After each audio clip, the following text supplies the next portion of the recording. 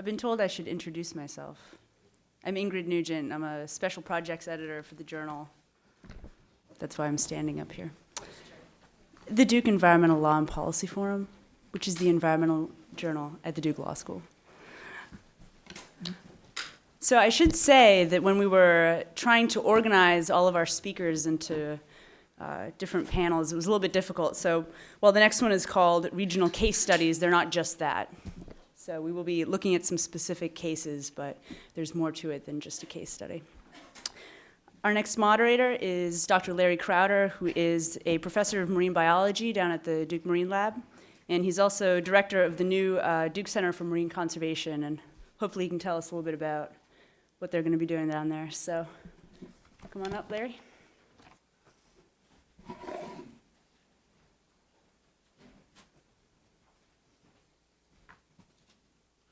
Good morning. It's a great pleasure to be here. I've been working with Tim Profeta with the new Nicholas Institute for Environmental Policy Solutions and at Duke in January. So this year we formed this Duke Center for Marine Conservation. And the focus of the center is to do the sorts of things that we're talking about here today, and that is draw together scientists from the natural and social science fields to work together with policymakers and managers to try to solve environmental problems in the oceans. I always have battles with Mike Orbach. I mean, when I went to work at Duke Marine Lab 10 years ago, I found I had to put up with social scientists, and it's so much more comfortable just being around biologists. But somehow he's managed to get inside my head, and so I've become convinced that I need to know more about how governance works and how economics influences work and so on. I do have to barb Mike a little bit for putting the responsibility for our future on the students at the back of the room, because when I was in the back of the room and all of this was dumped on me about 30 years ago, I was feeling like I had to be pretty responsible and make some changes, and perhaps we have and perhaps we haven't, but good luck, guys. I mean, what can I say? It's really a joy working with students, and I'm happy to see so many students here. One of the things that we're going to be focusing on in the center at Duke is on place-based management of marine ecosystems and how we move from the current approach, which largely revolves around managing sectors of activities in the coastal zone and in the open ocean, where the institutions tend to be aligned to managing those sectors and managing at the population level. And I think conditions have driven us to broaden our perspective where population level management is found to be inadequate and clashes between sectors is found to be problematic. And so the things we're talking about here today align very strongly with my interests, and I think the direction I see a lot of the research at Duke continuing to go. One of the speakers today will be focusing on the initial moves toward ocean governance in particular regions. There was a lot of discussion in the last discussion segment about management and guidance at the federal level versus working from localities or states or water management districts or whatever. I think it is going to be a bottom-up exercise, but ultimately we have to recognize that whatever we do with respect to governance, it does have to match the essential space and time dynamics of the system we're trying to manage. And so fish don't know about lines on maps, neither do marine mammals, neither do sea turtles. And one of the things that we haven't gotten into very far, but it may come up in these panels, is of course what goes on in the coastal zone is linked to what goes on land. And so when I think about ocean management, I'm thinking very broadly, like from the tops of watersheds to the middle of the ocean. Some people stop at the water's edge, the 3-mile limit, whatever, and say we don't have to worry about that. But it's pretty clear if we're thinking ocean ecosystem management, we need to think about those impacts that run off from land as well. Our first speaker today is Craig Russell. Dr. Hirschman wasn't able to be here at the last minute due to a medical problem, and Craig has stepped in to give a talk that's going to focus on regional ocean governance in the U.S. his views of concepts and realities. And of course, this all seems pretty unreal to me, so it'll be interesting to hear about reality. Craig is about to finish his master's in marine policy at University of Washington. He's one of those, we're fortunate today to have two recent graduates, and so it's not just old guys or old gals that are talking here, but he's going to relate on the topic regional ocean governance in the U.S., and ideas that he and Dr. Hirschman have developed together. Craig.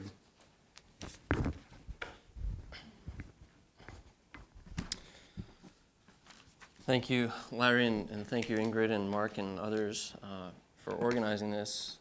As Larry mentioned, I'm here because Professor Hirschman couldn't, and I would like to, if he's watching, which he may be through this webcast, just say that we're all wishing him well and hope he has a speedy recovery. So let's see, how do I do this? As a graduate student, I feel as though I should be up there with you all.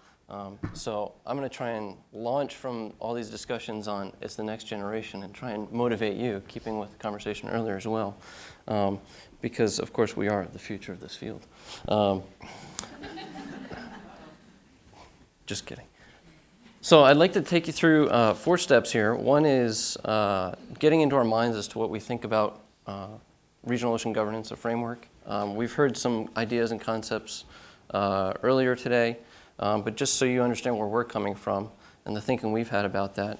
Then take you into experience from 11 different regions in the U.S. I'm not going to touch on them so much as highlight the differences between where they are. Talk a little bit about the Pacific Northwest and then some conclusions. So we've already heard this. This whole conversation most recently has started because of the U.S. Commission report and the Pew Commission report, although this conversation has been going on for 20 or so years, if not more. But we started a project in the University of Washington looking at this whole concept and how we can move it forward in the Pacific Northwest. This was started in August of 2004, and don't want to get into the details, but we encourage you to go check out our website to learn more about the work we've done, as well as the proceedings of a workshop we held at the Coastal Zone Conference earlier this year, July, in New Orleans. So this is really the core of the U.S. Commission's concept, where in 18 different chapters, I think it was at least 18, this whole notion of regional ocean governance came up, within which, of course, was the recommendation for regional ocean councils.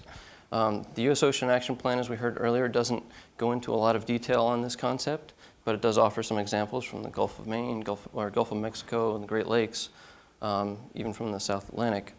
But the main point is that there's still a lot more to discuss and a lot more to learn about this.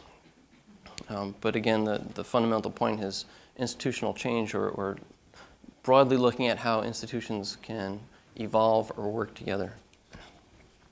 And of course, regionalism, this whole concept of regionalism from which this dialogue is based, is not new, particularly in the US and globally. There's a variety of reasons for this. Metropolitan planning has really taken a lead in this as far as looking at advancing the common good across jurisdictions, benefiting from economies of scale, reducing negative externalities. So there's broad literature out there to learn from, as well as an experience base. Of course, there's other reasons beyond these three, particularly with the oceans. We have ecosystem health to be concerned about, and problems there.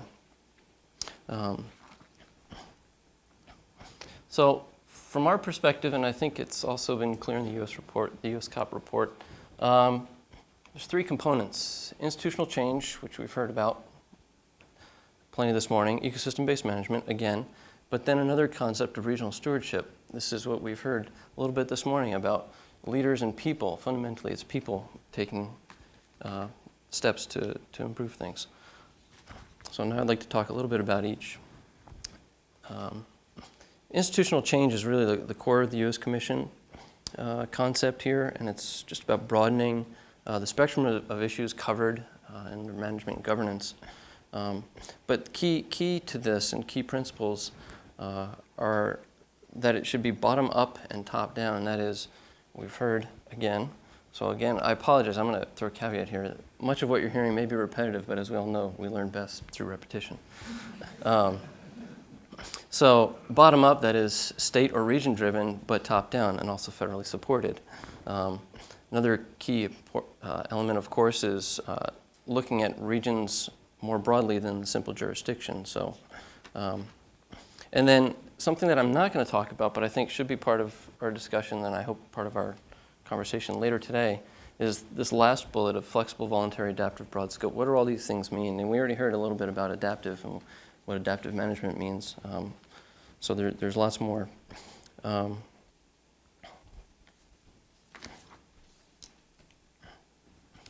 next, ecosystem-based management.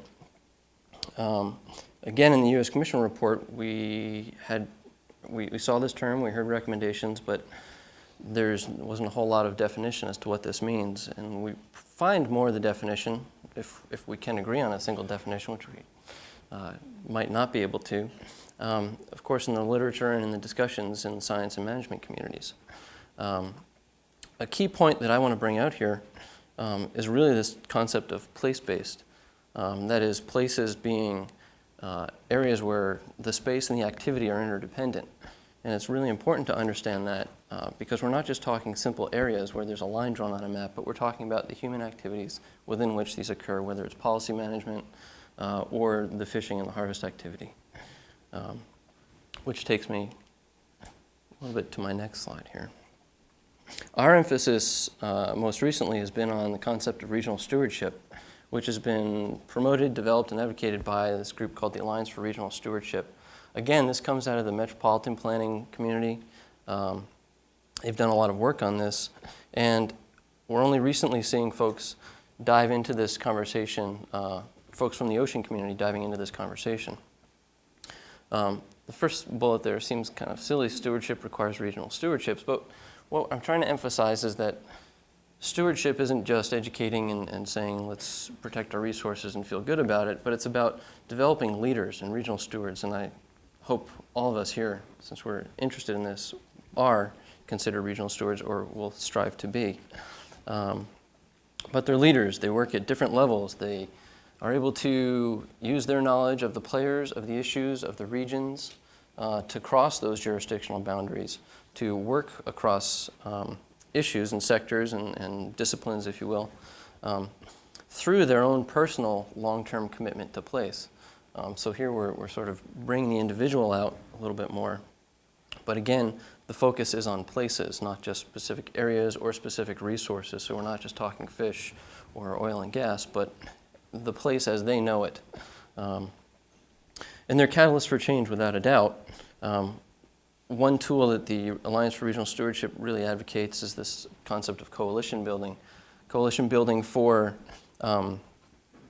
bringing other regional stewards together to sort of build on top of existing institutions and organization and management structures. So a sort of soft governance approach or a soft institutional approach where we have these virtual networks of leaders that are trying to work in the interim before a larger institutional adjustment or modification is made. They're trying to work together to enhance what already exists, absent any real institutional change.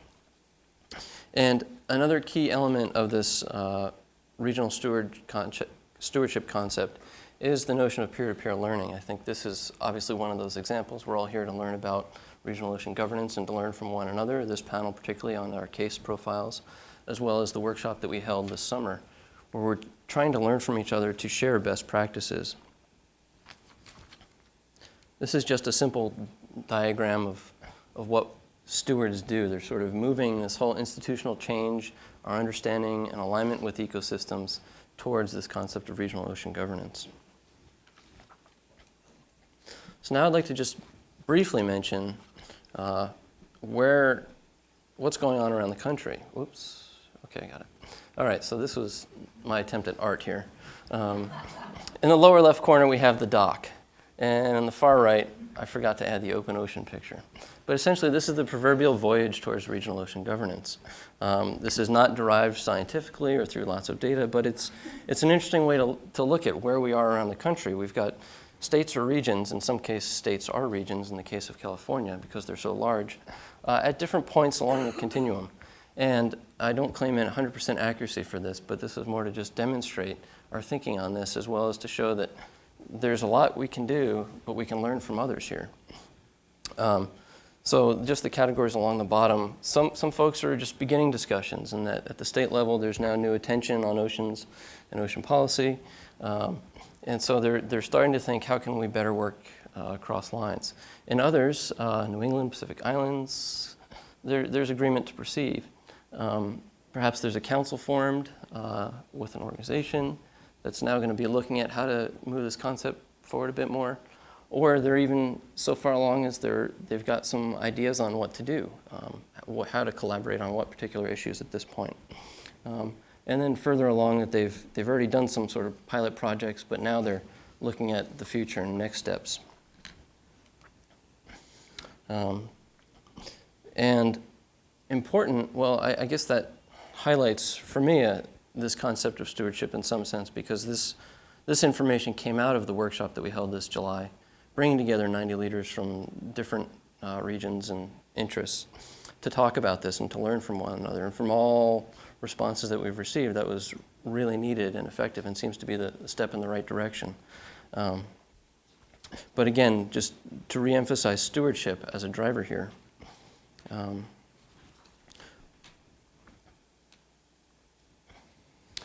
But what's still needed, and I think we heard this earlier as well, is that we still need a lot of coordination between states and federal level. I completely agree that, and I think Mark would as well, that the states really need to be the drivers in this activity. They need to step up and take the initiative. But there can be piggybacking on top of existing federal activities or emerging federal activities. The federal, let's see, where am I? Here we go.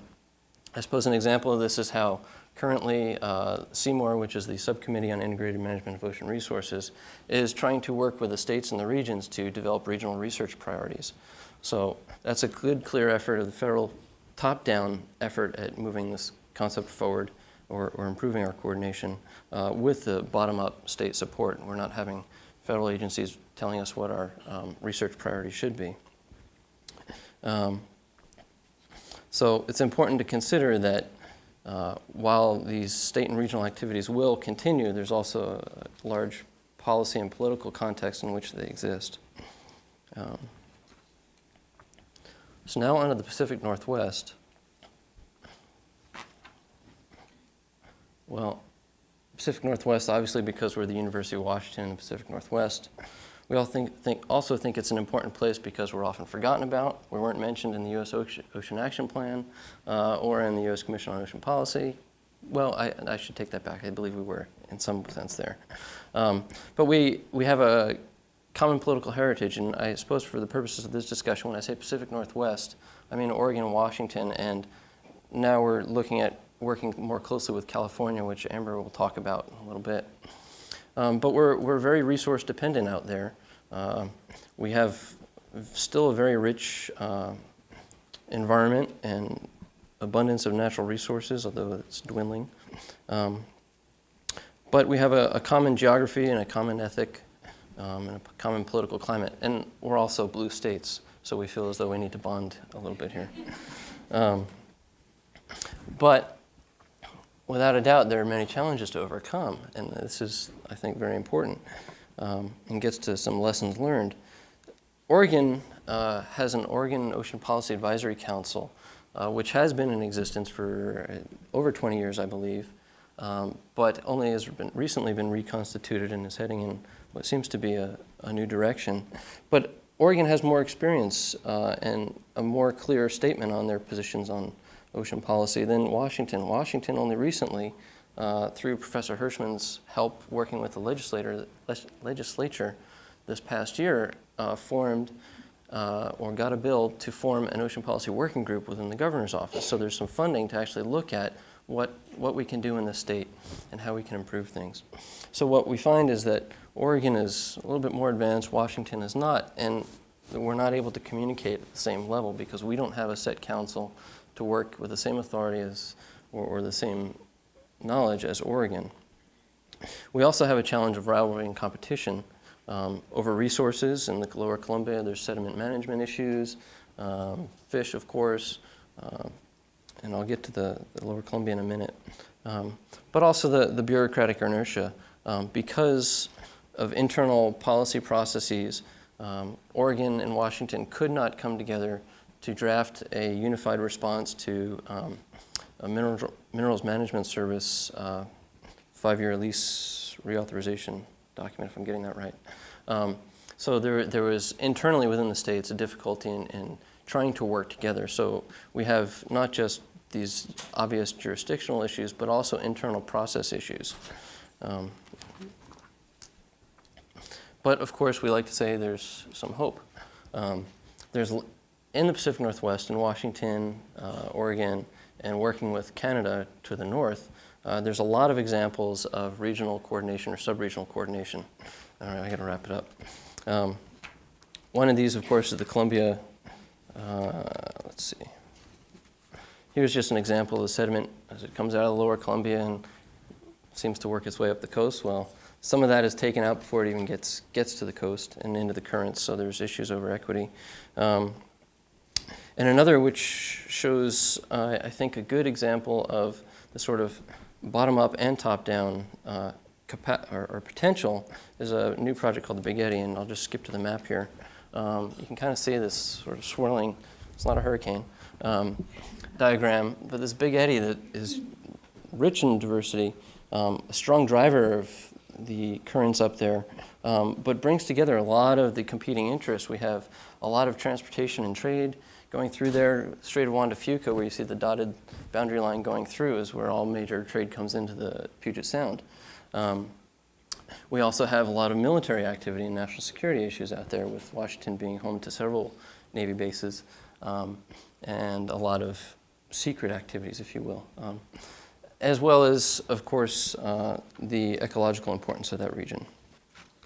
So this has, for the most part, been driven by the Canadian Parks and Conservation Association with support and interest from the Olympic Coast National Marine Sanctuary, which is a federal effort.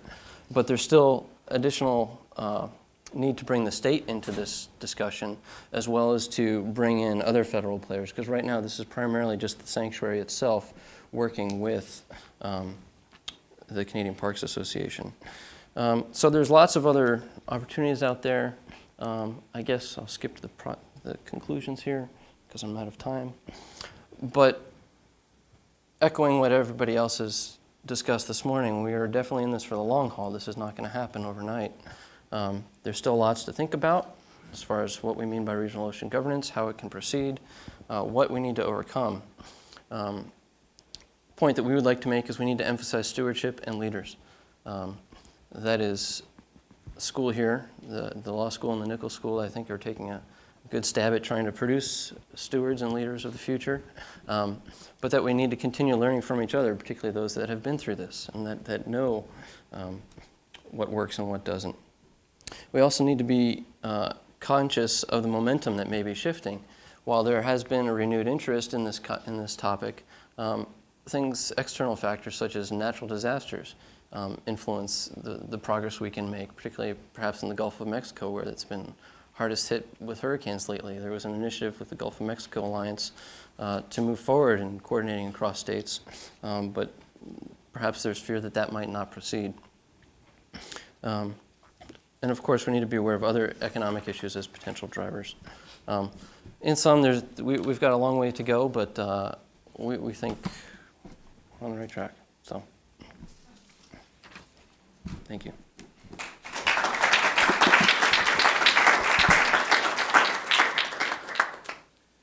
And for those of you who joined us after the coffee break, we're holding questions until the discussion period, which will be substantial at the end of the 3 presentations. Our next speaker is Amber Mace. Amber is right now a California Sea Grant Fellow working for the Ocean Resources Management Program of the California Resources Agency. She received her PhD in ecology from University of California, Davis in 2005, so a fairly new grad. She also recently scored a Knaus Fellowship and will be looking for her next step in that direction. She's a biologist by training. Her undergraduate degree was in geography, but her PhD work was on larval ecology and the physical oceanography underlying transport of larvae from one place to another.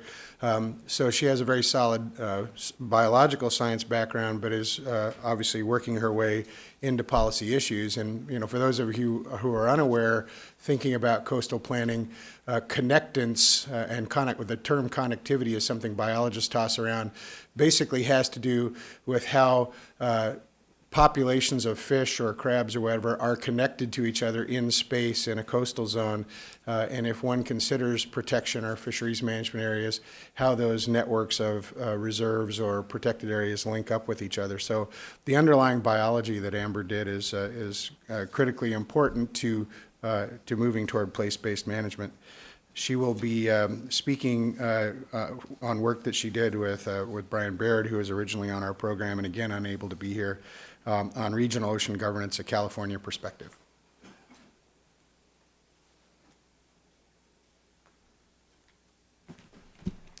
Thank you, Larry, and also thank you to the organizers, Ingrid and Mark. There was quite a bit of work that went into this, and I really appreciate it. And Brian Baird, who's the Assistant Secretary for Ocean and Coastal Policy from the Resources Agency, couldn't be here due to medical reasons, again, like Dr. Hirschman.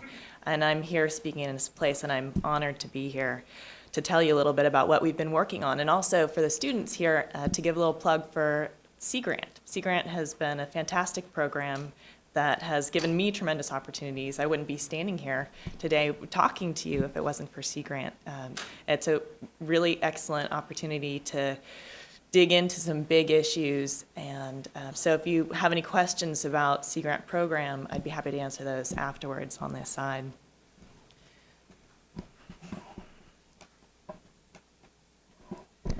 So California has used regional approaches to managing its resources for decades, but before I tell you about the regional approaches, I just want to give you a little bit of a history about California, a little bit of background. And California has 1,100 miles of coastline, so it's basically a region unto itself. It has many diverse habitats, and it has a very large population. It has over 35 million people, 21 million of which live in coastal counties, and this number continues to grow.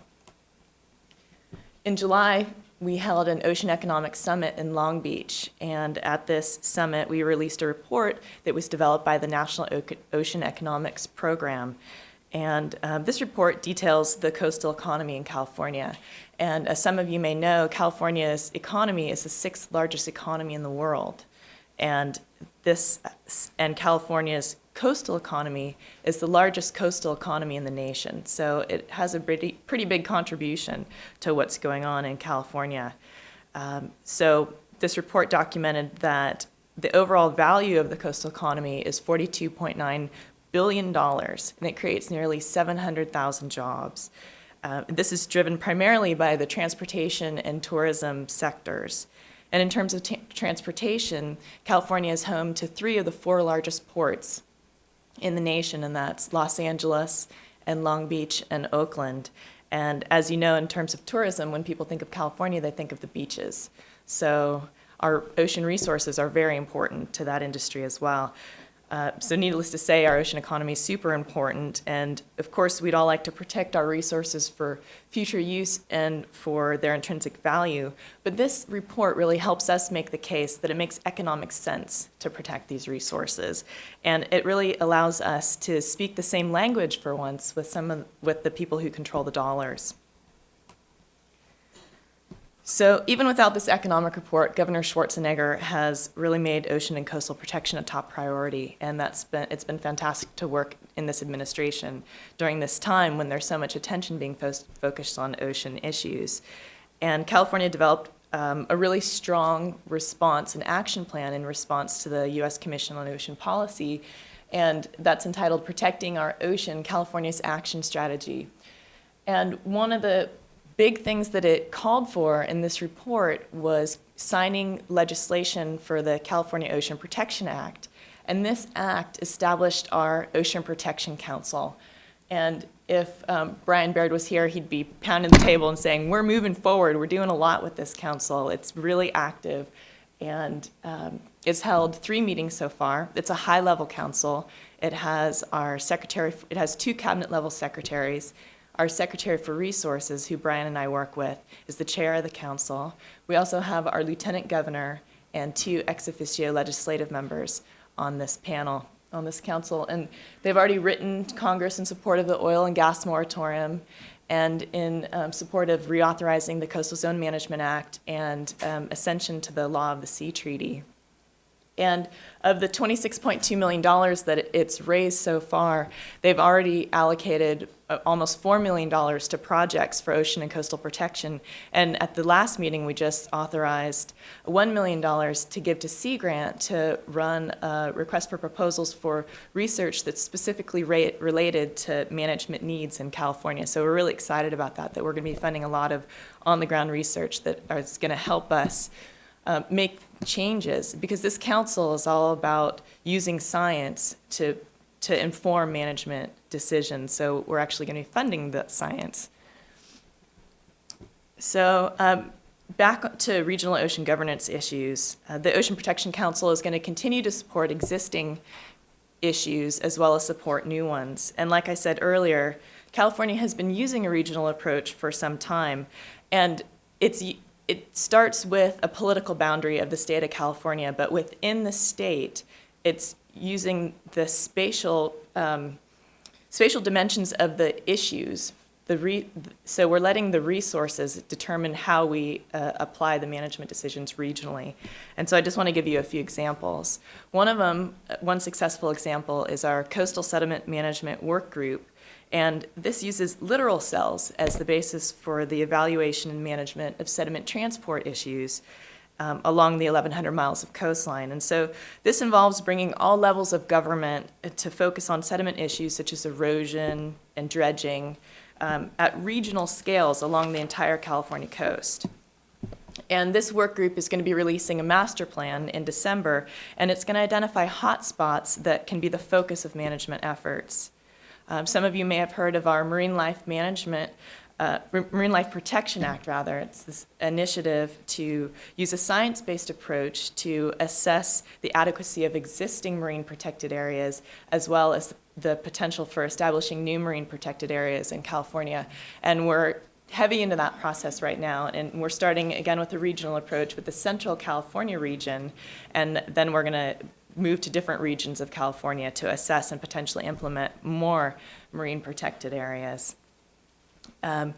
California has also established the Southern California Wetland Recovery Project, and this is really a highly successful project that has focused financial and scientific resources of federal, state, and local agencies on wetlands in this particular region. And significant progress has been made to acquire and restore these degraded resources. And this project also complements other regional efforts in Southern California, in the Southern California Bight, which is the point below Point Conception, such as the Southern California Water Research Project, which monitors Southern California waters. So expanding beyond California, to date, most of the regional efforts have occurred within the political boundaries of the state, but as Craig was telling you, we're currently evaluating the utility of expanding these approaches among the West Coast states to help improve efficiencies, leverage state and federal support to achieve identified goals. And one of the things that we've been discussing is with Oregon and Washington is identifying actual issues that can benefit from a multi-state approach. And this is really key. We don't want to create a management scheme, a regional management scheme that just to create one. We want to make sure that the discussions are driven by a management need. So there are few issues along the entire California coast, or even the whole California current large marine ecosystem, such as highly migratory species that actually require a regional approach that large. However, there are issues that are common among the region that could benefit from increased collaboration and better funding and national exposure. And these common issues can have solutions that can be applied locally within the regions. And so that's what we're trying to identify. And I'd also argue that since the West Coast has contiguous borders with Canada and Mexico and is part of the whole California current large marine ecosystem, that we need to be involving Canada and Mexico in these discussions. However, at this point, we're just using the political boundaries of California, Oregon, and Washington, but we still want to have the resource issues, the spatial scale of the resource issues drive how we apply the solutions on the ground. So one logical starting point for assessing this is for the West Coast is to evaluate research needs. And Brian Baird, who I'm standing in for, he's the Assistant Secretary for Ocean and Coastal Policy, has been asked to participate in the new federal state task team to identify research priorities. And this, as Craig mentioned, thanks for breaking in the name on this, the Subcommittee on Integrated Management of Ocean Resources, or CMOR. There are a lot of really long names for all these panels and groups and a lot of acronyms. And it's been tasked with identifying regional research priorities. And he is going to help the West Coast, as a West Coast representative, provide federal and state ocean and coastal management issues to the Joint Subcommittee on Ocean Science and Technology, or JSOST, or on the West Coast we call it JSOST, because we think that's easier to say. So JSOST is developing an ocean research priorities plan and an implementation strategy. And this was mandated by the U.S. Ocean Action Plan. And this newly formed task team is on a fast track. And they plan to have a draft of research priorities, regional research priorities for the nation by December. So this is moving really quickly.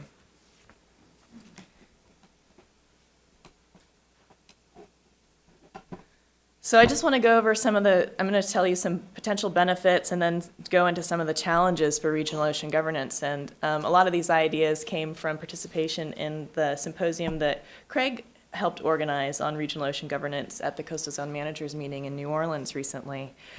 So regional ocean governance has the potential to provide a lot of benefits. Successful regional approaches like the ones that I mentioned in California are designed to bring together agency missions and budgets and in-kind efforts in a way that produces a sum that's greater than its parts. Because ecosystem-based management remains so logistically and financially difficult to implement, using a multi-state approach may bring more state and federal resources to bear on complex problems. And the ultimate goal, of course, is just better management and protection of our resources. And as Larry was saying, our resources span jurisdictions, and they're large, and we need to really think about a bigger picture look to really adequately implement ecosystem-based management. But as you know, regional ocean governance faces many challenges, and these regional councils may be legally and politically difficult to implement. They may not add value to the process.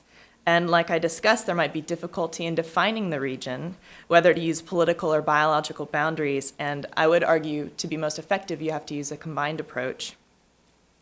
And to get people to work together, there has to be common problems and clear value-added benefits to a joint process.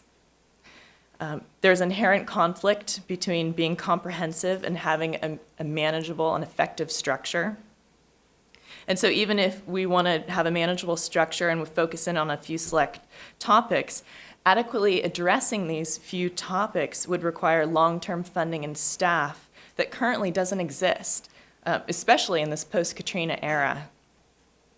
And of course, we also face the ongoing challenge of successfully integrating science with resource management. So here are some suggestions for some strategies for success, and these are kind of self-evident, and a lot of, in my talk, has been echoed earlier, and I'm sure we'll hear more about it later with the rest of the panelists. But we need to start with inviting a broad-based participation into the strategy from the beginning, and clearly define the benefits of participation.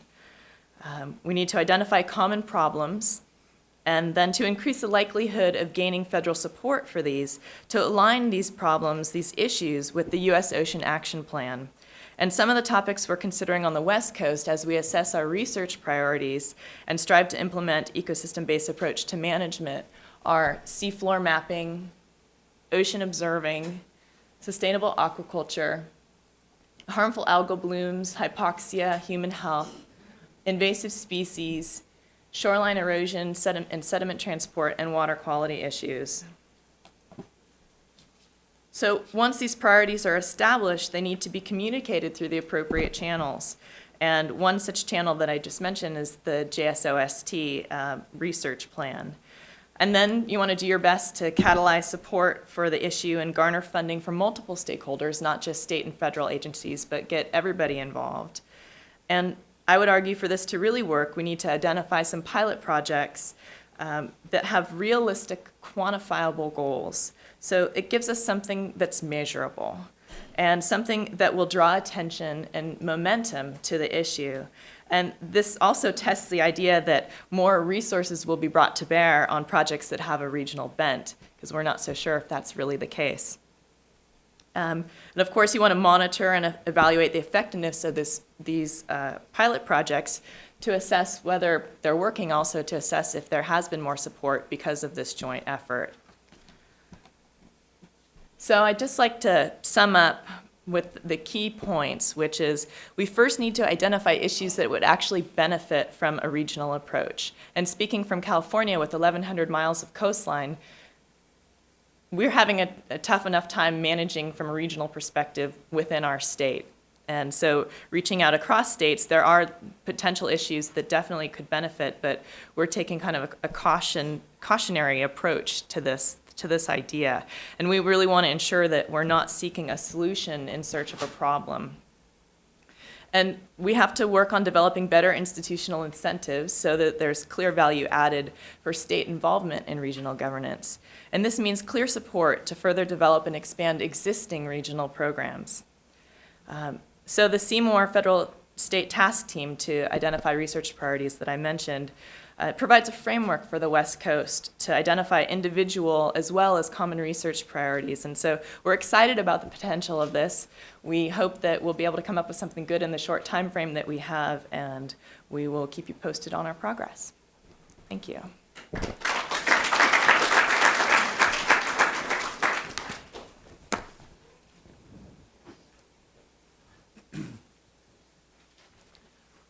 Thank you very much. Our final speaker in this morning's session is David Keeley. He's a Policy Development Coordinator for the Gulf of Maine Council on the Marine Environment. He's worked in Maine for over 25 years in environmental management issues. He worked in a variety of state and coastal management program agencies, and now runs a private consulting firm, the Keeley Group, that's trying to address these issues. He's won several awards from EPA and NOAA for his work. And if you remember Craig's slide, Gulf of Maine was one whose ship left the dock long ago and is on its way. Gulf of Maine is a case that people look to in the U.S. as one that may show the way for other regions. So I invite David Keeley.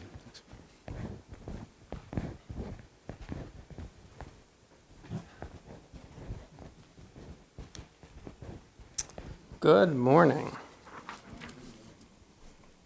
So I was getting ready yesterday morning to come down here, and I went outside and I looked down my driveway and I said, it really is a beautiful time to be in New England.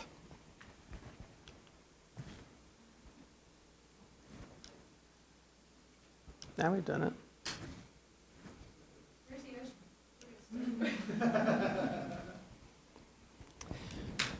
What I wanted to do is touch on three things today. Talk a little bit about some lessons learned in the Gulf of Maine, and we have been at it for a short while. Talk about some challenges, like our previous panelists did, and then identify possibly some elements of a national ocean agenda. Is this a trick clicker here? In terms of the Gulf of Maine region, it's important to do a little geography here. We have 3 states and 2 provinces in the Gulf of Maine, and to kind of orient you, we've got Cape Cod, very noticeable feature here, and Massachusetts, a little smidge of being very respectful to Andy. The extensive 18 miles of coastline of New Hampshire, 3,500 miles along the Maine coast, New Brunswick coming around the corner, and Nova Scotia. So it is a large region.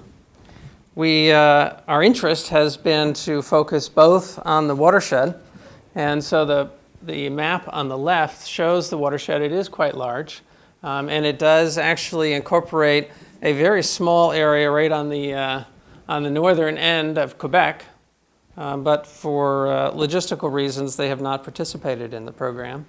And this map has been a great tool in getting people to think about the region that they live in. It has no political boundaries on it, and it's fascinating. Has been for years. We did this probably 15 years ago. Has been fascinating. People will walk up and squint and look closely and trying to figure out where the heck they are, because they're so accustomed to knowing where the state boundary is that they can find where they live. So it has been a great tool. And so the council's interest has been to go all the way up into the watershed. And we're also trying to get people to think about the marine environment. Again, little orientation. You have Cape Cod here and along the coast. And a lot of people who stand on the shoreline of the Gulf of Maine and look out at the ocean, they see this vast expanse and assume that it's all the same. And this gives them some greater insights into the various canyons in the Gulf of Maine, and something called George's Bank that I'm sure many of you have heard of. In terms of what this Gulf of Maine Council is all about, I mentioned earlier and through Christian's remarks that the region, for whatever reasons, has a pretty rich tradition of states and provinces working with each other.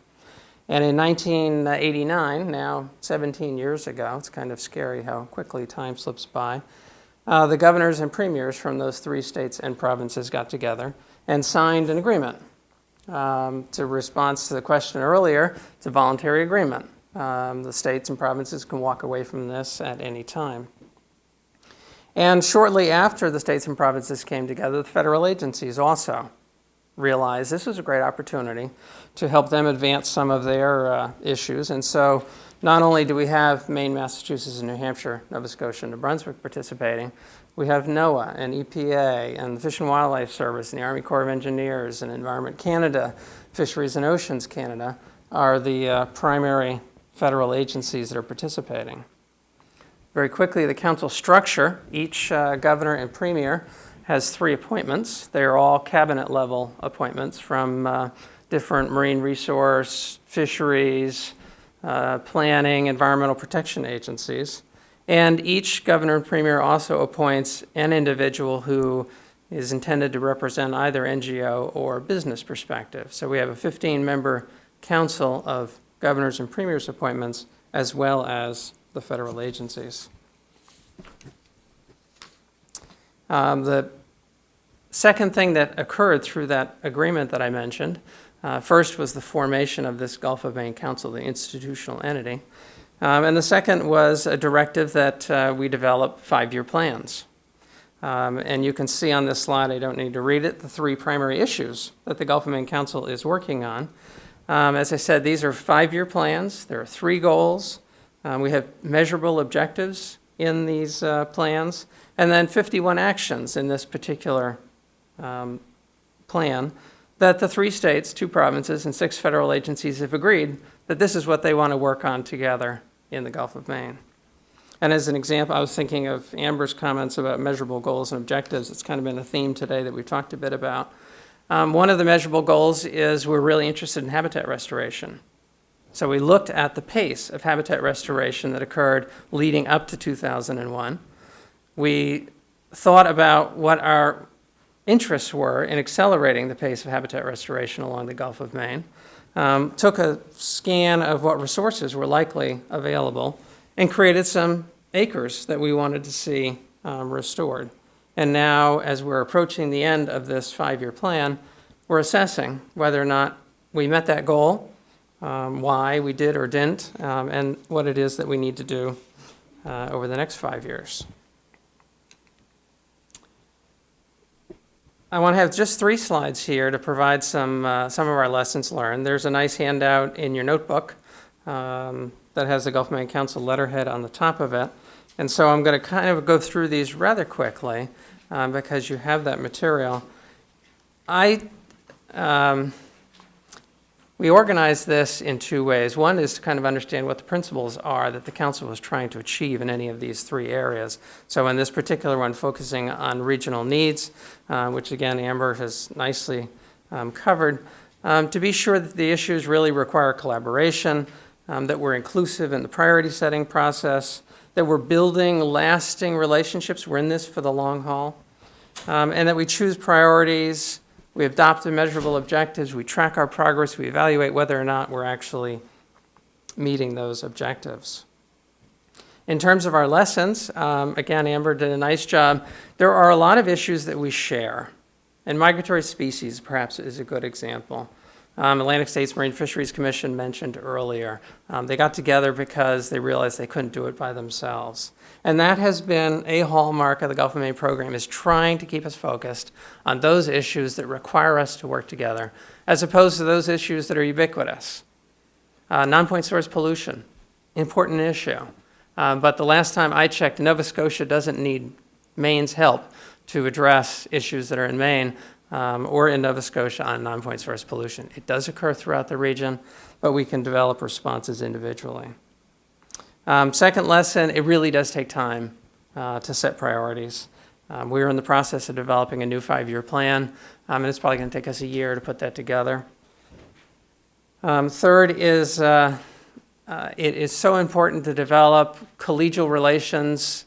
You need to work together effectively with people, and the time that it takes to develop the trust and understanding really can't be understated.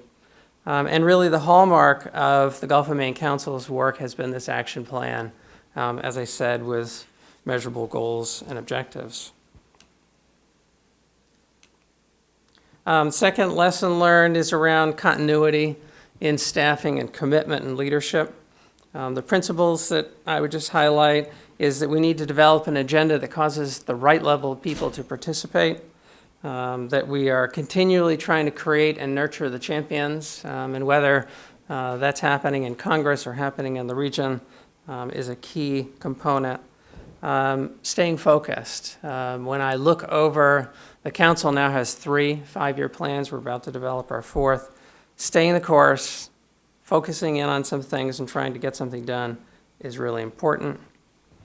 And then constantly be looking for indicators of commitment from the various states, provinces, and federal agencies. Our lessons, participation and turnover. Turnover is happening all the time. New administrations, career civil servants coming and going.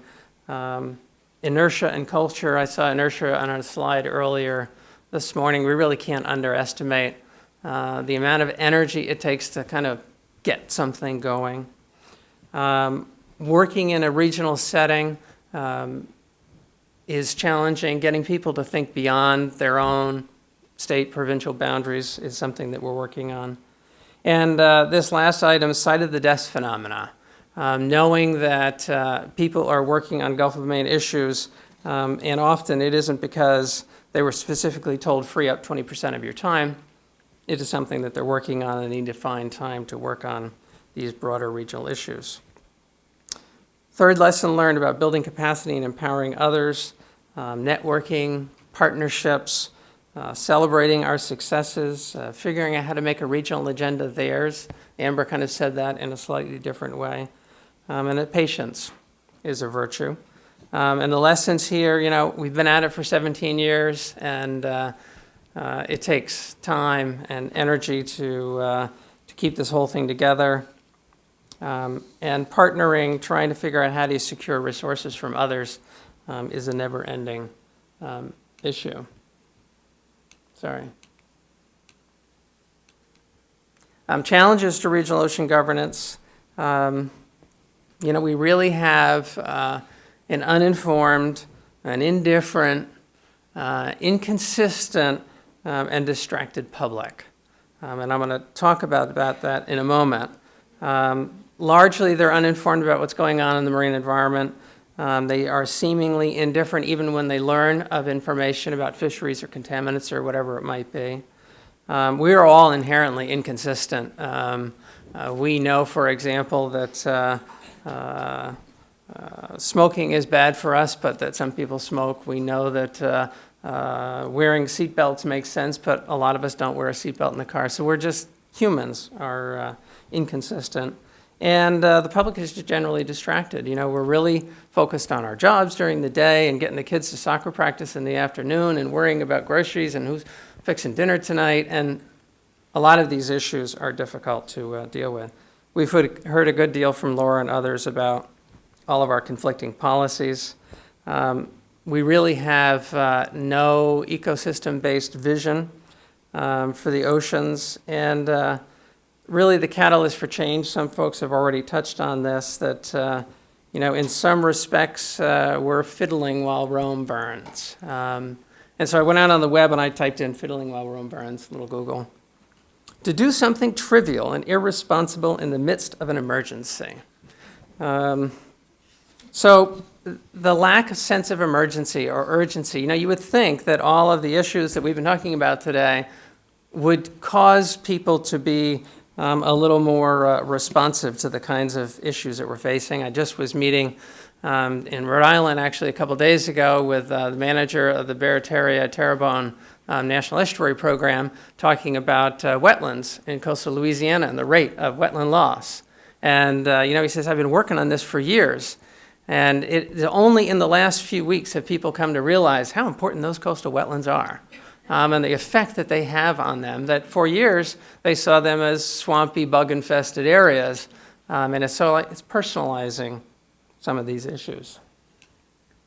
In terms of elements of a national ocean agenda, you know, what we really need to do is create a compelling campaign with really aggressive social marketing.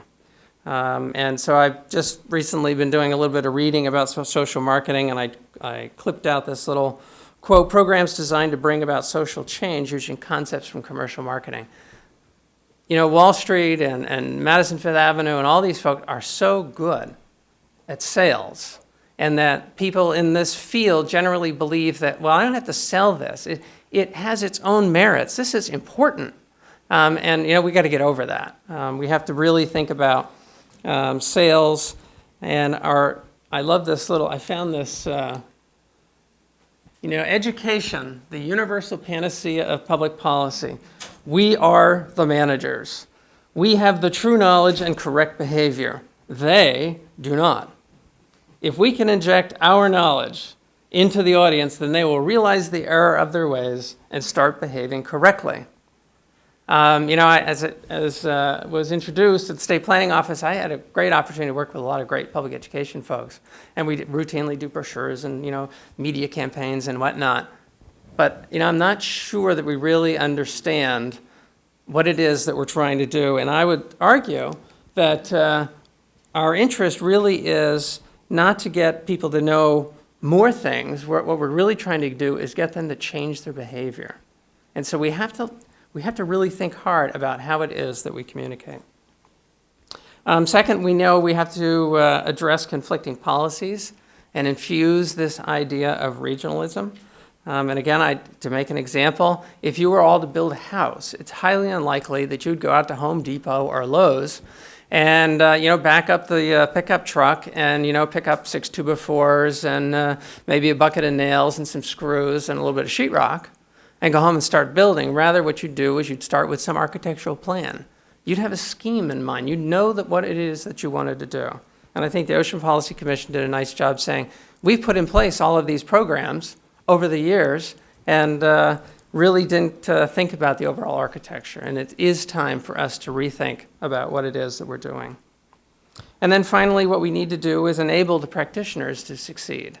And what this means is, as we saw in our earlier slide, there are a lot of regions around the country thinking about this, and what we need to do is enable these people to be successful. Thank you.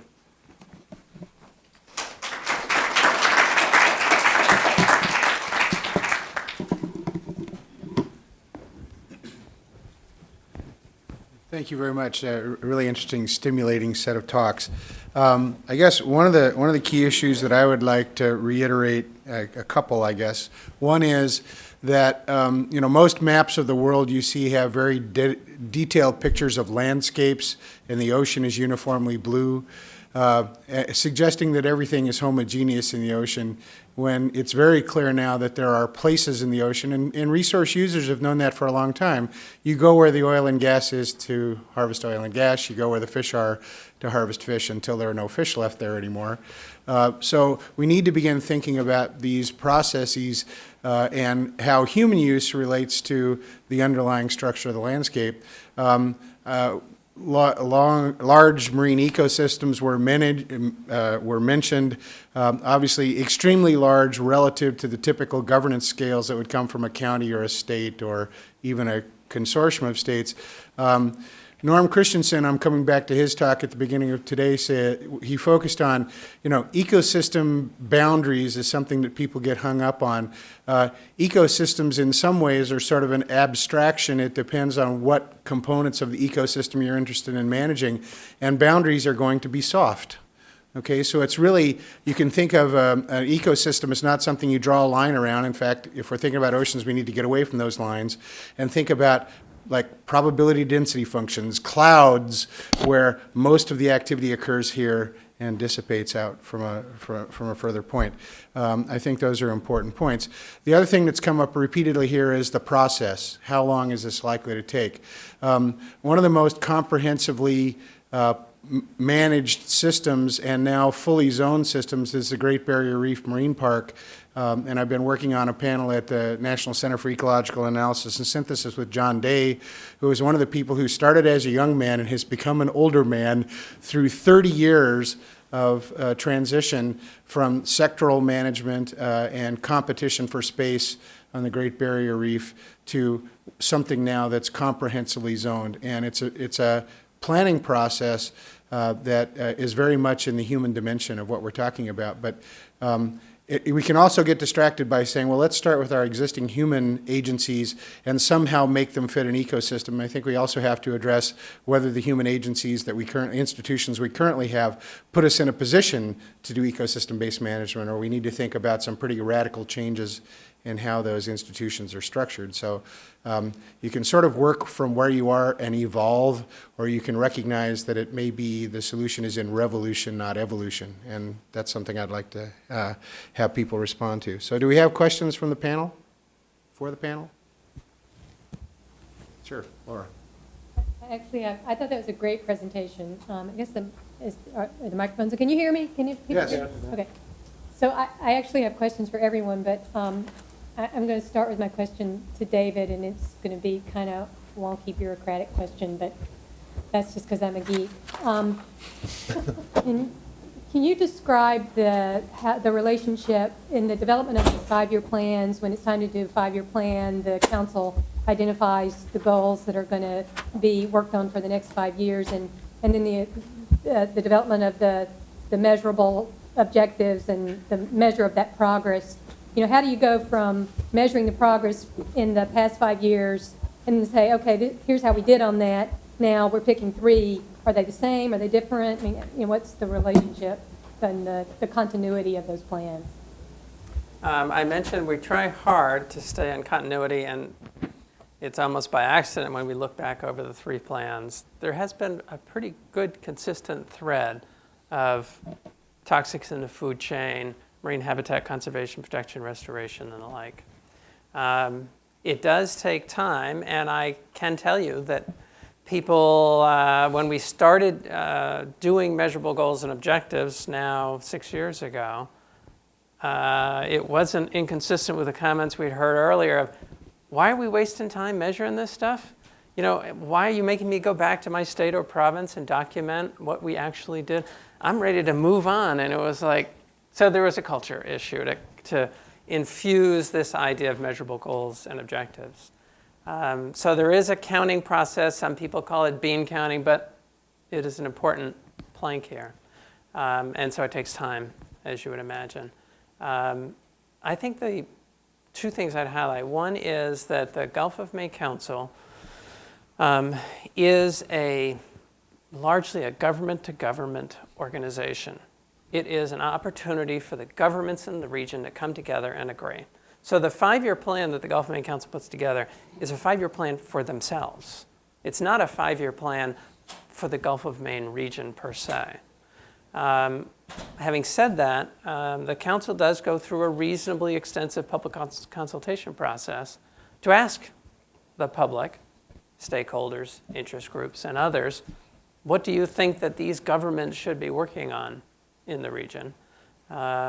We could do more in terms of consultation, but there are workshops and forums and web surveys. We got a variety of tools to engage people in helping us figure out, so what is it that the governments should be working on? Okay, another question, Andy? Yeah, probably more of a comment, but I think both Amber and David in particular may want to respond. It seems to me that the thing that we're quite good at is creating planning processes, and in fact the Ocean Commission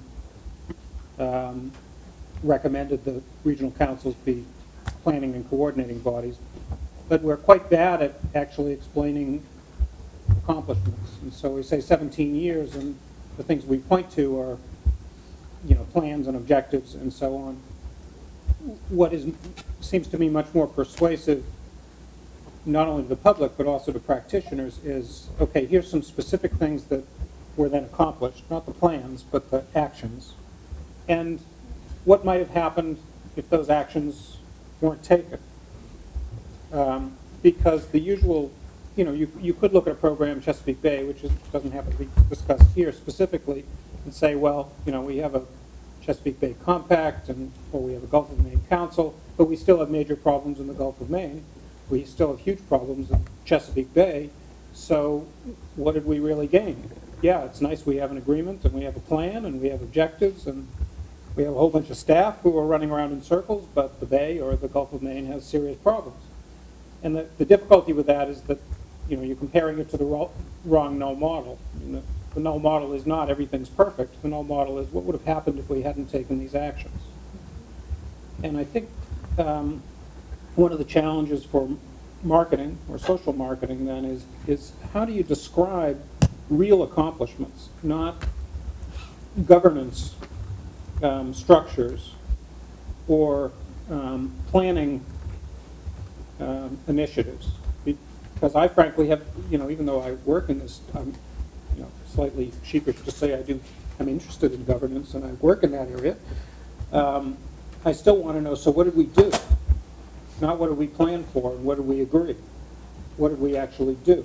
And I've yet to see something that shows in a report on the state of the Gulf of Maine or Chesapeake Bay or the California coastal zone, this is where we are, and if we hadn't done these actions, this is where we think we would have been. Anybody want to take the bait? Sure, sure, because it's a great question. We can set up all of these great bureaucratic mechanisms. The end of the day is what actually was accomplished. A couple of thoughts. One is, one of the things that brought the Gulf of Maine Council together was that individually we were all running environmental monitoring programs, mapping, now ocean observing, and we were all doing it in isolation of each other. The council, right in the second year of it being organized, hired a consultant out of Boston to develop some sort of Gulf-wide environmental monitoring strategy. And we worked in earnest with a consultant, existing environmental monitoring programs, to come up with a strategy of how it is we want to enhance monitoring in the Gulf of Maine to respond to the management issues that all of us are concerned about. And the consultant came back and said, all you would need is, I think, $1.8 million a year, and we can really put in place a great monitoring program, and we didn't have the money at the time. Instead, we said, okay, let's demonstrate to ourselves that we can, in fact, cross the border, that U.S. and Canadian people can work cooperatively, because at the time, Andy, we were faced with the World Court decision on the Hague Line separating Canada and the United States. We were angry with the Canadians for dumping blueberries and softwood lumber and potatoes, and relations were pretty strained. And people suggested we were pretty naive, thinking we could get the United States and Canada to work together cooperatively. With that as a backdrop, we said, okay, let's take a piece of the environmental monitoring puzzle and create something called Gulf Watch, which uses blue mussels to understand what's going on in the marine environment. The program is now 14 years old. It's been through 2 peer reviews, generating data. When there was a big oil spill in Portland Harbor, they were able to use the data from the monitoring program in the public trust issues to understand what was the condition of the resource beforehand, be able to use it in the court to help assess a fine. So we have some examples where this monitoring program is providing the tools that managers need. Second example I'd offer is the council, as I mentioned, has a real interest in habitat restoration. Council puts out about $300,000 a year in grants to local groups. That $300,000 generally generates about $1.2 million in match. And so we're seeing on the ground physical changes, removing culverts or increasing culvert size, tidal flushing, taking down small dams, restoring anadromous fisheries. So we have some really good on-the-ground things that we can point to and say the council didn't do by itself. It did it in partnership with lots of other groups. We can point to a bunch of policy wonky kind of studies that help us think about new ways to address issues. We can think about public education, the map that I mentioned, of trying to get people to think there is this broader region that they live in, that they're part of something bigger. So probably every 5 years, we produce a little report that says, here are some of the measurable things that have happened. Here are the softer, wonky kinds of things where New Brunswick comes to Maine because we've created these relationships. They send their staff down to learn about the Maine shoreline zoning law. They take it back, and voila, 3 years later, New Brunswick adopts something that is remarkably similar to what Maine had in place in terms of shoreline zoning. So it's like a Medusa. There are lots of ways for us to see things that are happening. Having said that, I think everybody would acknowledge we're still working on it. We don't have it right, step at a time. Yeah, Amber? Yeah, and following up on that, it's an excellent point, and I think that it really is something that we need to work on more, and I think that it's also a great opportunity if we can demonstrate real accomplishments to actually reach out to the public, because if we can identify real accomplishments that the public can identify with, like reducing the number of beach closures, or if we can develop, which we're doing in California right now, rapid indicators for water quality, and we can test that day whether or not it's safe to go in the water, we can. That's something that the moms on the beach feel good about, and they can directly relate to. And I think that's how we can really get all of them more involved, and things that are measurable that make sense to these people, like the number of beach closures, and also reducing the number of illnesses related to water quality from beach users, like surfers, for instance. So I think that we should think a lot more about your comment and try to come up with other real world ways to make these measurable and relate them back to the public. Okay, additional questions? Yeah. Just out of curiosity, I know it's real important to get the public involved in these environmental movements, but how are we currently wrestling with the issue of long-term environmental gains versus short-term financial gains in some of these regional management plans? I think that's always one of the big challenges, especially in a government that's based on short-term turnover and term limits, that you have your representatives really looking at what their constituents' primary issues are, and that's getting a good education for their kids, and thinking about energy prices or oil prices and prisons, and how to move away from responding to crises and actually come up with strategies for dealing with environmental issues on the long term. And I think that we're just going to continue to struggle with that, and the way to make progress is to demonstrate the actual costs of not taking action, and that these costs imposed on society, these short-term costs imposed on society need to be accounted for, and we need to think in the long term that we might have potentially better return if we can eat some of those costs right now that are so difficult to swallow. But probably some economics. Okay. Yeah, Erica? Well, I would bring back to something you brought up in your presentation, Amber, the Ocean Economic Summit that was held this summer in Long Beach. I attended that, and it was one of the first large-scale quantifications of what is this worth to us. And I think it puts into perspective the value of environmental protection and resource protection, because without it, a state like California's economy would be drastically reduced in the harm. And just one thing that was sad to see that didn't come out of it was much public education about it. I heard about it through my work. I didn't hear any press releases about it in the local media, and I think that's where a lack of connection between government, researchers, and the public exists. Comments on, yeah. Yeah, and just on your observation, one of our society's big problems is this whole issue of cumulative impacts. This kind of gradual degradation of coastal resources, and even when you have this big number phenomena, the ocean sector is worth $850 billion. Well, couldn't we like just fill just some of these wetlands in Rhode Island? Oh, it's just a small wetland, and that's going to bring in new jobs. And no. And I think that's just a huge issue. Cumulative impacts. We all know that we can eat one Hostess Twinkie a day, and it might be okay. But how about if you had 10 a day? Well, we'd all turn into blimps. Are they dried? Are they dried? Are they deep fried? Oh, I don't know. And so, I was talking with a state legislator years ago about cumulative impacts, and they just didn't get it until you started talking about something like food.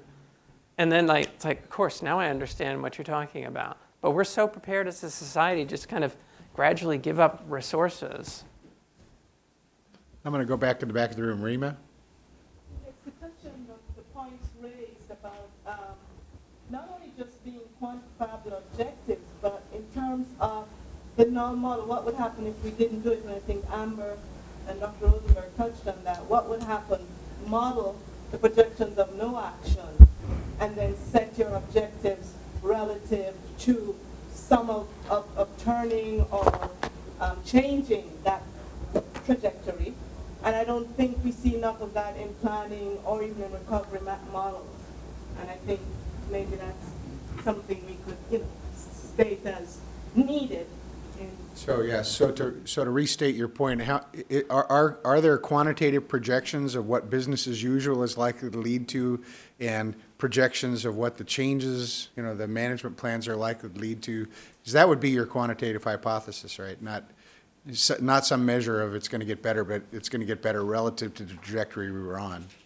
One of the issues we've talked about in the coastal management community for a long time is, the California Coastal Commission or the Maine State Planning Office, whatever, issuing coastal permits. And, you try and educate a senator or a House member about the value of that program, and you take them out to the coast, and they stand there on the shoreline, and you say, this is a result of coastal management. And they look out, and it's beautiful, and they say, well, I don't get it. Well, there was a really bad development proposal being suggested for this site. And because the permitting staff had the tools necessary, that development project did not go forward. And so that non-point source pollution, whatever, the traffic congestion was not created. And because many coastal programs in the country spend a vast majority of their funds on permitting and enforcement, it's awfully difficult then to turn around and tell Congress what the null of that was, what the effect is of not having those things in place. And speaking to models, I think this point was made earlier that we have a lot more work done on models for fisheries, and that we don't have a whole lot of modeling for looking at coastal issues like the Coastal Commission. And I think that we do need more work like you suggest, looking at, and our best examples come from fisheries, we can project what the population, with all the uncertainty inherent in the models, what the populations are going to look like if we continue with how we're fishing currently. And so I think I agree with you that we need to do that more for the other sectors of the issues that we're interested in protecting. Andy's jumping up and down, so I'm going to get him, and then I'm going to come over here. The obvious reason for that is because fisheries people are very clever. Two things. I think it is a very important point about looking at the sort of no action alternative, and there is a way to do that, which hasn't actually been employed in any of these discussions that I've seen so far, and I hope will be used, and that is to try to do scenario analyses.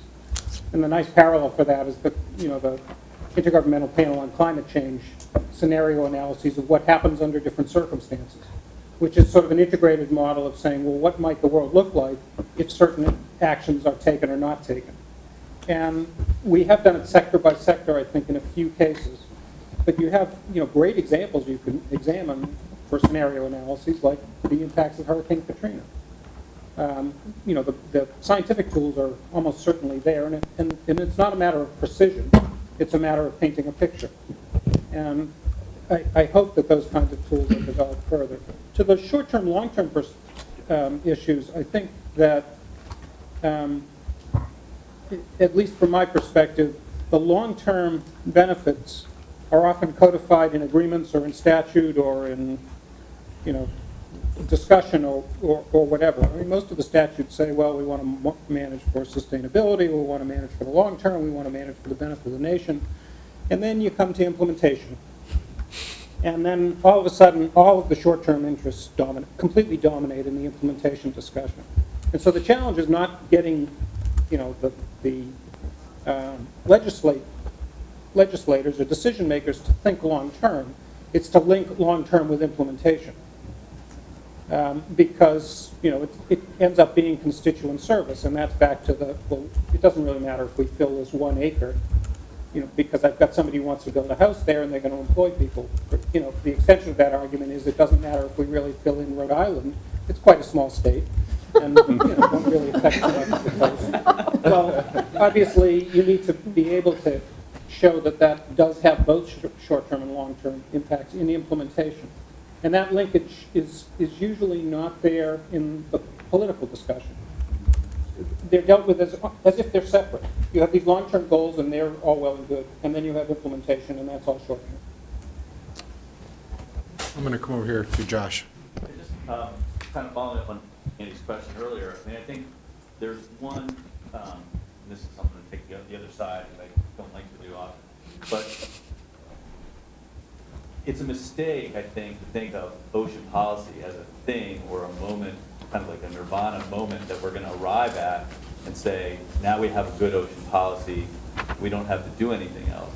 I like to look at this as an ongoing discourse, that will indefinite discourse on what kinds of decisions we ought to make, and it's going to be punctuated by intermittent decisions that, of course, are not fully informed because we're not done and will never be done with the discourse. And so I think the measure of whether we're doing a good job looking at some of these processes is whether the quality of the debate, the political discourse, is improving over time with either more information or better representation or definition of the interests involved. And so that we do have now, for example, some knowledge about what the impacts are, or it goes at least into the discourse on some level, what the impacts might be of filling in these Rhode Island wetlands, right? So I think that's my measure, is the quality of the discourse improving over time, and not necessarily are the decisions that we make perfect in the interim. That'll lead to some interesting lunchtime discussion. Anybody have comments up here on the panel? Okay, I'm going to go to Mike then. I'm going to try to squeeze some of our case material out here. We squeezed out of Dave that in fact, there were at least two things he could cite that happened because of regional planning. Maybe the Muscle Watch program, the adoption of zoning in Nova Scotia. Let's go to California, Amber. Get specific now. What has happened in California because of anything that you would call regional planning? Thanks for putting me on the spot.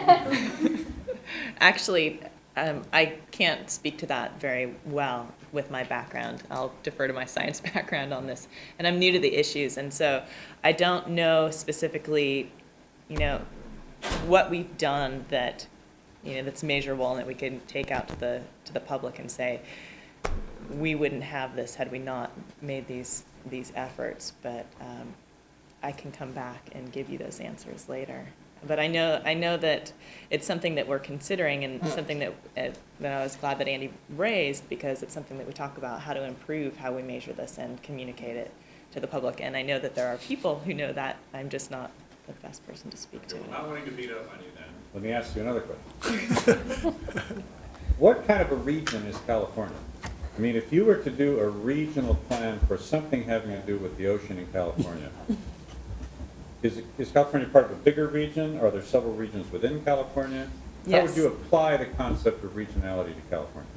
It's really issue specific, and I think that yes, California is a region for some issues. It has it's broken down into multiple regions, and it is part of the larger California current large marine ecosystem. And I think that what our emphasis in California is thinking about the issue and letting the spatial scale of that issue drive the region that we apply the solution, so that we don't want to artificially impose boundaries on something that's going to spread that's a Southern California issue, or that spans the point conception boundary. So I think that we don't want to limit ourselves too much, and sediment management issues are completely different regionally than water quality issues, and on a different scale from marine protected area issues, and then the highly migratory species that are going across our jurisdictional boundaries for the whole California current large marine ecosystem. Okay, so maybe then the concept of a regional ocean council as it was developed in the Ocean Commission plans isn't relevant to California. I think it's relevant.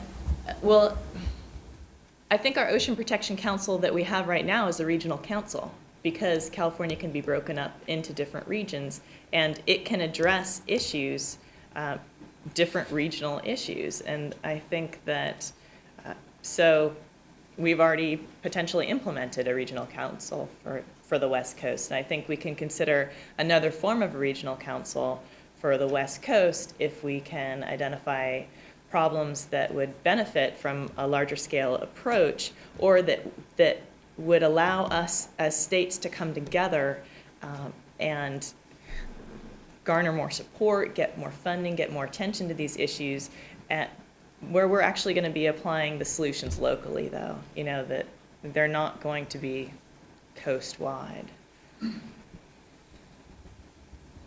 Yeah, back here. How well is California working with Baja to, I don't know, effectively work together or Do any? do anything? The state of California right now, in terms of ocean issues, doesn't have any specific agreements, or it's not working specifically with Baja, but it definitely, that's the state of California. Now, that's not to say that we don't have a lot of people in Southern California working with Baja, and particularly with the Tijuana estuary. There's a lot of work going on there because it crosses the boundaries there, and so there's a lot of efforts of bringing the two sides together to come up with common solutions to all the water quality issues that we have down there. But in terms of this overarching coming up with the research priorities for the whole region, we haven't quite bridged that. Here's one, Susan. Yeah, getting back to the questions of the social marketing and how you vest the public and provide concrete examples. And Craig, you haven't mentioned, but I wonder if you want to reflect on how the state of Washington is doing this, say with a shared strategy for salmon, or any of the watershed-based processes. How does the state provide public support and continuing interest in education by providing examples? I have to take an Amber approach in some ways, because I'm not an authority on this. And I don't have my $1 million helpline here, Mark Hirschman. Where are you, Mark? But I can offer examples of, you mentioned the shared strategy, which was a sort of bottom-up approach, if you will, to developing a salmon restoration plan focused around the salmon species impacted or relative to Puget Sound. And this involved a lot of stakeholder input, a lot of local public participation, local meetings throughout Puget Sound. And so there was a lot of tangible public input to this, and I think folks felt as though this was a good regionally based effort. We weren't expecting NOAA to hand, or DOI to hand down a recovery plan for the particular salmon.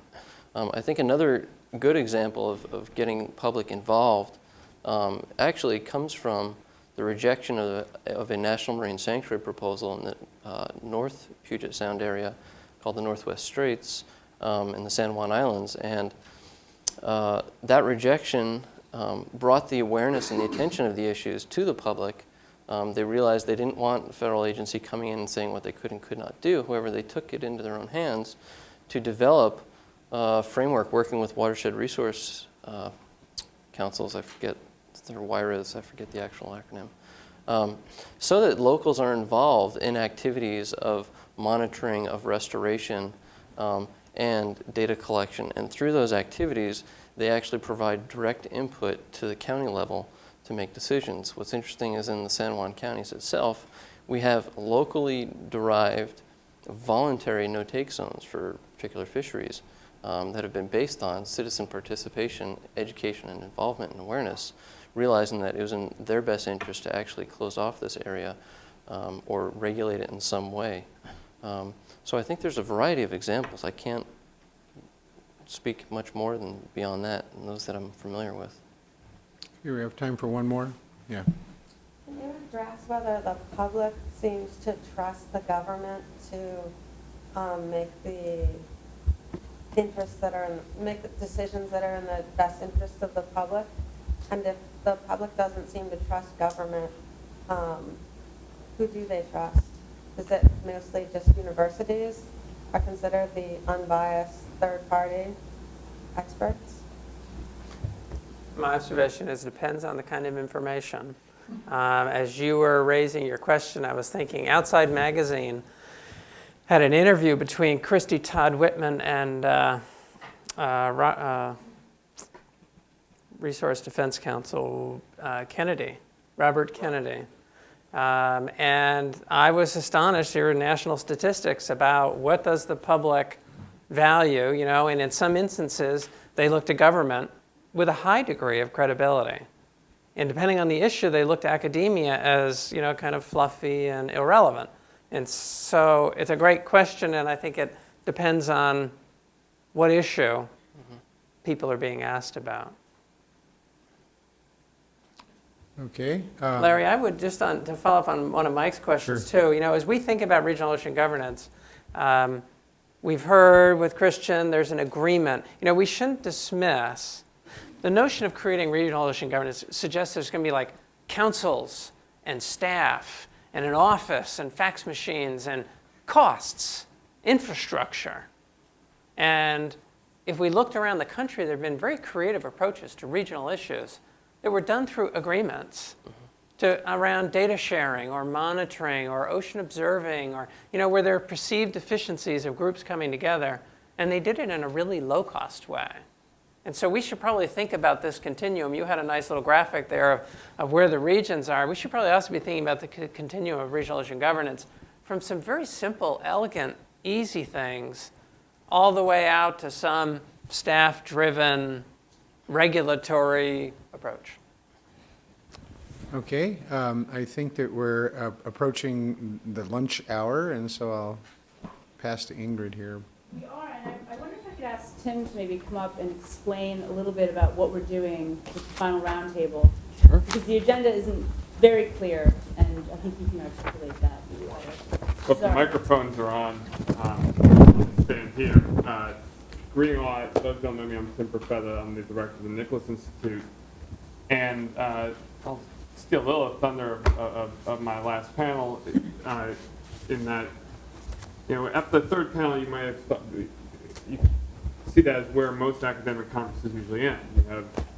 You have a good roundtable discussion, everybody has a good sense of it, but then what's always frustrated me in participating is that we don't get to implementation. We don't get to well, what can we do with this conversation and these consensus and the thoughts that were in the room.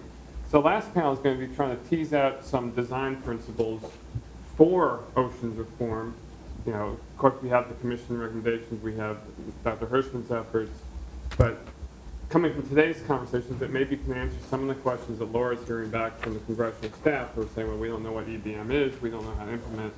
Well, I think we're actually on track to have some answers to those questions, and if we can tease those out in order to try to create a product from this conference, it's not just the academic journal, but some design principles for EBM. I think we have even pushed this ball farther up the hill than we usually do in such conferences. So our last panel, we'll call all the speakers back up, and we'll have present some of these questions and try and tease out some design principles for those who have been trying to implement this as we go forward.